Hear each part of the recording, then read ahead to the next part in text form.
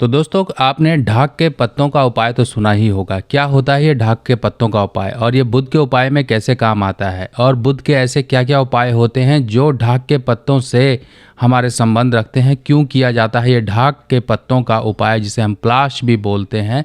ढाक के पत्ते कैसे होते हैं और क्या इसके पीछे लॉजिक है, ये मैं आपको आज बताने वाला हूँ।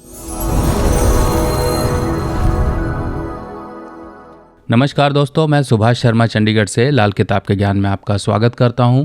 तो दोस्तों ढाक लाल किताब की अशियाएँ यानी कि इनसे संबंधित वस्तुओं के बारे में यहाँ कुछ चीज़ें कही गई हैं। जैसे कि बुध से संबंधित तो बहुत सी चीज़ें हैं। अगर हम पेड़ पौधों में बात करें तो इसमें बांस भी आता है, पर उपाय के लिए हमने यहाँ पर इस्तेमाल किया है ढाक को। ये ढाक आसानी से मिल जाते हैं। इसकी पहचान क्या होती है और कैसे आप इनको पहचान कर आसानी से अपना उपाय कर सकते हैं, ये आज की मेरी मुख्य एक बिंदु रहेगा, जिसमें कि आज आपको अल्टरनेट उपाय सीरीज जो मेरी चल रही है उसको ध्यान में रखते हुए आज आपको ये बुध के उपाय बताए जा रहे हैं।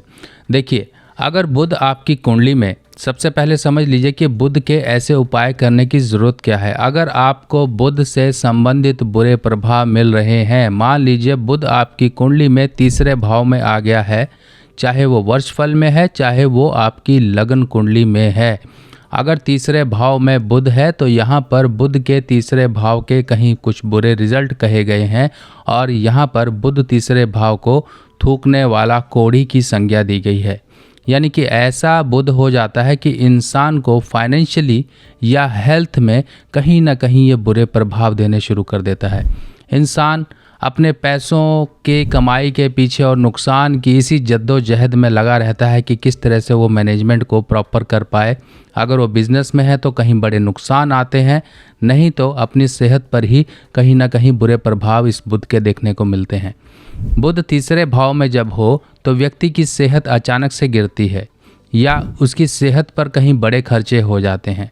कई बार तो व्यक्ति डिप्रेशन या डिप्रेशन जैसी हालातों में चला जाता है। कहीं किसी परिवार, अपने परिवार के किसी जन के कारण वो बहुत ही ज़्यादा डिप्रेशन या मेंटल टेंशन में आ जाता है। बहुत से ऐसे क्लाइंट्स हैं या बहुत से ऐसे लोग हैं जो कांटेक्ट करते हैं और वो इसी बात से दुखी होते हैं कि उनकी औलाद यानी कि या तो वो लड़की यानी कि अपनी बिटिया से कहीं ना कहीं परेशान हो जाते हैं, बच्चे हैं और कहीं ना कहीं वो बहक जाते हैं या घर वालों से लड़ाई करते हैं, अपनी ज़िद मनवाना चाहते हैं, कहीं उनका अफेयर हो जाता है या गलत संगत में पड़ जाते हैं, गलत प्रभाव में आ जाते हैं, जिस वजह से माता पिता समझाते हैं तो वो माता पिताओं से झगड़ा होता है। कहीं ना कहीं माता पिता और बच्चों के बीच में क्लैश होता है, जिस वजह से माता पिता बहुत टेंशन में आ जाते हैं। बहुत से ऐसे लोग हैं। अब ये घटनाएं होती हैं। एक ये भी लक्षण हुआ। दूसरा हेल्थ के ऊपर हो गया कि अचानक से इंसान के ऊपर कहीं ना कहीं दिक्कतें परेशानियां आ गई या उसके भाई बंधुओं से कहीं ना कहीं झगड़े शुरू हो गए। कई बार ये प्रॉपर्टी के विवाद अपनी ही बहन या फिर बुआ या मौसी या फिर कोई महिला वर्ग की जो होते हैं लोग, इनसे शुरू हो जाते हैं और भाई बंधु इसमें इन्वॉल्व हो जाते हैं। यानी कि आपके भाई बंधुओं को इन्वॉल्व कर लिया जाता है और वो आपके खिलाफ हो जाते हैं और यहीं पर आपके कहीं ना कहीं कई बार खूनी संघर्ष भी होने शुरू हो जाते हैं। और इसके कई बार ये भी पहचान हो जाती है कि आपने हरी वाली दाल तो देखी होगी जिसे साबुत मूंग कहा जाता है, और व्यक्ति अगर बुधवार के दिन अगर मान लीजिए साबुत मूंग का सेवन कर लेता है, खा लेता है, तो उसकी सेहत पर बुरे असर पड़ने शुरू हो जाते हैं। इंसान कहीं ना कहीं अपनी सेहत की परेशानियों से जूझना शुरू हो जाता है। और जब बुध काफ़ी ज़्यादा ख़राब होना शुरू हो जाए यानी कि उसके लक्षण आपकी ज़ुबान पर भी आने शुरू हो जाते हैं। आप कहीं ना कहीं अपने ज़ुबान से ऐसे काम कर दो, ऐसी बोलचाल बोल दो जो आपके हित में ना हो, आपके लिए परेशानियां क्रिएट कर दे। व्यक्ति अपने कॉन्फिडेंस को लेके काफ़ी ज़्यादा पिछड़ता जाता है। इंसान की ज़ुबान एक साफ़ ज़ुबान नहीं होती है, जिस वजह से वो किसी को अट्रैक्ट नहीं कर पाता है। हो सकता है वो जॉब प्लेस पे हो और इस वजह से अटका हो कि सामने वाला उसकी बात समझ ले, कोई हायर अथॉरिटी है, सामने वाला उसकी बात समझ ले और उसको कहीं प्रमोशन दे दे या कोई अच्छा रोल दे दे। इस वजह से भी वो पिछड़ता जाता है।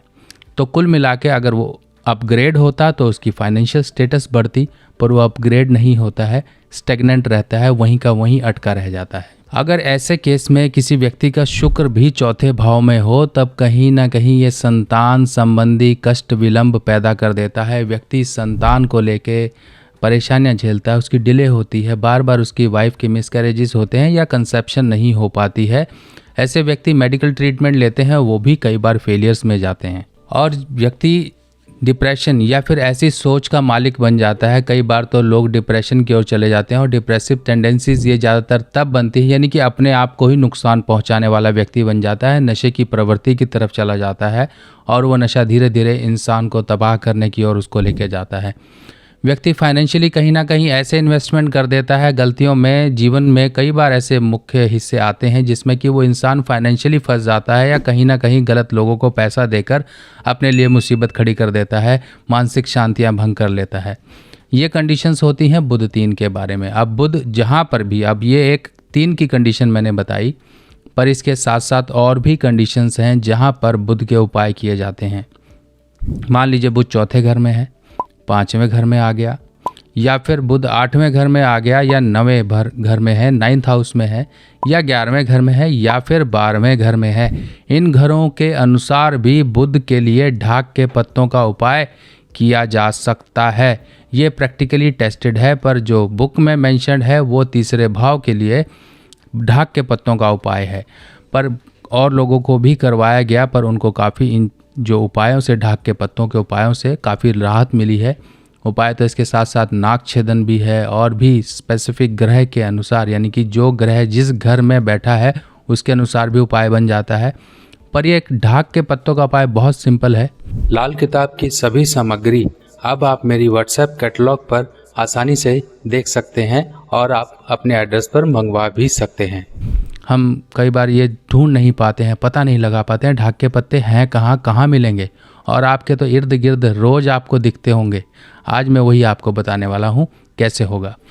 अगर 3रे घर में सबसे पहले उपाय समझ लीजिए। 3रे घर का बुध है तो 100 कौड़ियाँ, इनको लकड़ी के साथ, जिसे शेल कहा जाता है, सीपी कहा जाता है, जो समुद्र नदियों से निकलती हैं, उन सीपियों को आप लकड़ी या फिर उपले कंडे कुछ भी हो उनके साथ जलाकर कहीं नदी नहर के किनारे चले जाइए और आराम से इस उपाय को करिए। बुधवार के दिन सुबह सुबह चले जाइए, जलाइए, और जब राख ठंडी हो जाए तब उसके बाद ये सारा सामग्री उठा के जल प्रवाह कर दीजिए। सारी जो कौड़ी जली होंगी, अध जली होंगी, जैसी भी होंगी, वो जल प्रवाह कर दीजिए। ये आपने उपाय कर दिया। अब ढाक के पत्ते, यानी कि ढाक के 3 पत्ते होते हैं। अगर आप देखें तो ये फोटो में भी आपको दिखाई दे रहा होगा, ढाक के जो पत्ते होते हैं वो 3 पत्ते ही निकलते हैं। त्रिदल, यानी कि 3 पत्ते ही इसमें निकलेंगे। अब 3 पत्ते, आपने ये पत्ते ज़्यादातर देखे होंगे, जो लोग स्मोकिंग करते हैं उनकी बीड़ी इन्हीं पत्तों से बनती है। जो पत्तल होते हैं, जिनमें आप शादी ब्याह पार्टी या गांव वगैरह के एरिया में या फिर कहीं भंडारा वगैरह होता है, जो पत्तल होते हैं उनमें भी ढाक के पत्तों का इस्तेमाल होता है। अगर आपके यहाँ साफ़ ताज़े पत्ते मिल जाएं तो आपकी तो बल्ले बल्ले है। अगर नहीं मिल पाए तब भी आप परेशान मत होइए। मार्केट से कोई पत्तल ले लीजिए, जो थाली वाला पत्तल होता है, प्लेन वाला पत्तल लीजिए। ऐसा पत्तल लीजिए, उसमें से आपने 108 पत्ते, 108 यानी कि 108 पत्ते आपने निकाल लिए। ज़्यादा टूटे ना हो, यानी कि इस तरह से आप 108 पत्ते उसमें से निकाल लीजिए। अब आपने ये करना क्या है, मान लीजिए 3रे घर का बुध है तो आपने ये ढाक के पत्ते लेने हैं, इनको दूध से धोना है। अब दूध से धोने का प्रक्रिया बिल्कुल सिंपल है। कहीं सुनसान जगह में चले जाइए। सुनसान वीराना जो होता है वो शनि से संबंध रखता है। बुध जब खराबियां पा रहा है तो शनि से ही हम इसके दोष दूर करते हैं। पर यहाँ पर चंद्र की इम्पोर्टेंस आती है, चंद्र का सहयोग आता है। चंद्र का सहयोग होता है दूध, यानी कि आप जहाँ पर भी जाएंगे सुनसान एरिया में, वहाँ गड्ढा खोदेंगे। गड्ढा खोदकर इन सभी पत्तलों को, ये जो आपने 108 पत्ते लिए हैं, इनको आप वहीं पर डाल दीजिए गड्ढे के अंदर, और दूध से इनको एक एक पत्ते को धो लीजिए। एक एक पत्ते को धोने के बाद जब आपके 108 पत्ते धुल गए तो वहीं पर ही, उसी खड्डे में ही आप ये सारे पत्ते डालकर मिट्टी से बंद कर दीजिए। एक चीज़ का ध्यान रखना होता है हमेशा कि जो भी वस्तु आप खोदने की लेकर गए हैं उस वस्तु को वहीं छोड़कर आना है, और इस उपाय के बाद आप घर ना पहुंचो उससे पहले ही आपने मिठाई बांट देनी है, यानी कि मंगल का सपोर्ट ले लेना है। मंगल की लाल मिठाई हो सकती है, बूंदी हो सकती है, जो लाल वाली प्रसाद में चढ़ती हैं, गुलदाने जिन्हें कहा जाता है, ये जरूर कर लेना है। मान लीजिए बुध आपको कहीं पर भी परेशानी दे रहा है, एक सिंपल सी बात बता रहा हूँ, कहीं पर भी परेशानी दे रहा है, ये ढाक के पत्तों का उपाय कर लीजिए। इसके साथ साथ जो सबसे इफ़ेक्टिव प्रायोरिटी में फर्स्ट नंबर पर उपाय है वो है नाक छेदन। अगर आप नाक छेदन करवा लेंगे, बुध से जनित परेशानियों से आप 100% निकल आओगे। कोई बड़े उपायों की ज़रूरत ही नहीं पड़ेगी। पर यह ढाक के पत्तों का उपाय वर्षफल के अनुसार, लगन कुंडली के अनुसार आपको करते रहना है। वर्षफल में आ गया बुध तो उस वर्ष कर दो।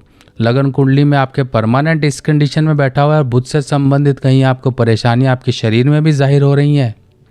कई लोगों के तो नर्वस रिलेटेड जो प्रॉब्लम आ जाती है, दिमागी संबंधित, कईयों की ज़ुबान में प्रॉब्लम आ जाती है, कईयों के जो साफ बोलते हैं वो बोल ही नहीं पाते हैं, बच्चे लेट बोलते हैं। पर बच्चों के उपाय नहीं करने हैं आपको। इस ऐसे केस में बच्चों के लिए आगे मैं वीडियो लेकर आऊँगा, किस तरह से नाक छेदन, कान छेदन और बच्चों के उपाय हैं वो तरीके से बताए जाएंगे। इनके करने का उपाय अलग हो जाता है। जब तक बच्चा 12 साल का ना हो तब तक ऐसे उपाय ज़मीन में दबाने के या ज़मीन में दबाने के खासकर उपाय नहीं करवाए जाते हैं। तीसरे घर के लिए सिर्फ और सिर्फ, बुध तीसरे घर में है तो सिर्फ और सिर्फ आपको ज़मीन में दबाने हैं। और तीसरे घर से बुध कहीं भी बाहर हो और ढाक के पत्तों का उपाय करना है तो वो सिर्फ और सिर्फ जल प्रवाह होगा। इस चीज़ का आपने ध्यान रखना है। तो यहाँ पर कुछ उपायों की जो हम सामग्री इस्तेमाल करते हैं, स्थान इस्तेमाल करते हैं, वो एनर्जीज़ को कनेक्ट करने के लिए करते हैं। हम कभी भी किसी ग्रह को उठा के यहाँ से वहाँ नहीं ले जा सकते हैं। हम सिर्फ उस ग्रह की, उस घर से एनर्जी को कनेक्ट करते हैं। जो लोगों के दिमाग में ये रहता है कि हम इस ग्रह को उठा के वहाँ ले जाएं, वहाँ से वहाँ ले जाएं, ऐसा नहीं हो सकता है। ना ही हम रावण हैं और ना ही हम ऐसा कर सकते हैं। हम तो तुच्छ इंसान हैं जो कि प्रभु के चरणों की धूल मात्र भी नहीं है। हम अपनी कोशिशें करते हैं ताकि आपके जीवन से ये परेशानियां निकल सकें। फॉर एग्ज़ाम्पल, एक ज्योतिषी और एक वकील और एक डॉक्टर में कोई फ़र्क नहीं है। क्यों? वकील भी अपनी दलीलें जज के सामने पेश करता है, यानी कि मुवक्किल को बचाने के लिए हर दलीलें पेश करता है, पर आखिरी फ़ैसला जज का ही होता है, यानी कि वो सुप्रीम पावर का। डॉक्टर भी अपनी पूरी कोशिश करता है कि मरीज़ को बचा सके, पर नामी गिरामी बड़े से बड़े डॉक्टर भी फेल होते हैं। क्यों? क्योंकि वो किस्मत से नहीं जीत सकते, किसी की जो उसके लेख में लिखा है उससे नहीं जीत सकते। हाँ, वो अपनी कोशिशें करके हो सकता है उस मरीज़ की जो सांसें हैं उनको थोड़ा सा बढ़ा सकें, उसके कष्ट कम कर सकें, पर जो किस्मत में लिखा है वो तो होगा ही होगा। पर ये उपायों में इतनी शक्ति हो जाती है कि जो किस्मत में लिखा है वो टलता नहीं है, वो आपको कम मात्रा में मिल जाता है। यानी कि जो तलवार की चोट लगनी थी वही चोट हो सकता है सुई की चोट की तरह आपको महसूस भी ना हो। इस तरह से ये दैवीय कृपा की शक्ति हम पाने के लिए इन उपायों को करते हैं। बाकी आपको मानसिक शांति मिले, सबसे बड़ी मानसिक शांति है। बिना मानसिक शांति के आप कुछ नहीं कर पाओगे। और इन उपायों का काम ही है कि आपको मेंटली स्ट्रांग और मानसिक एक तरह से फोकस्ड बना दें, ताकि आप सही और गलत समय में अपने आप को सरवाइव कर सको और सही फैसले लेके उन मुश्किलों से खुद ब खुद निकल सको। कोई ग्रह आपका हाथ पकड़ के आपको उन मुश्किलों से नहीं निकालेगा, निकलोगे आप खुद, पर अपनी सूझबूझ से। और यही सूझबूझ देने का काम करती हैं ये उपाय। तो दोस्तों, आपको ये जानकारी कैसी लगी? और ऐसी बेहतरीन जानकारियाँ लेके मैं दोबारा फिर आपके सामने आऊँगा। तब तक के लिए अपने सुभाष भाई को आज्ञा दीजिए। नमस्कार।